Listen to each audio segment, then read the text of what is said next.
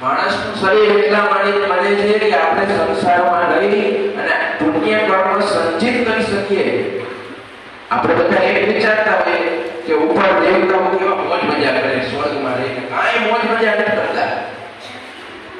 ચોખ્ખું આમ આપણે ભાગવત શાસ્ત્રમાં કીધું છે,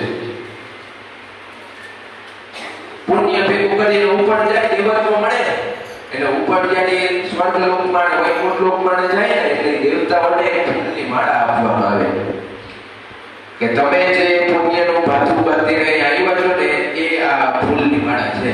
આ ફૂલ એટલે તમારા પુણ્ય. જેવા આ ફૂલની માળા સુકાતી જશે એટલે તમારે તમારું કાઉન્ટડાઉન ચાલુ, તરત પાછું તમારે નીકળી જવાનું હોય, નક્કી કરી લેવાનું છે.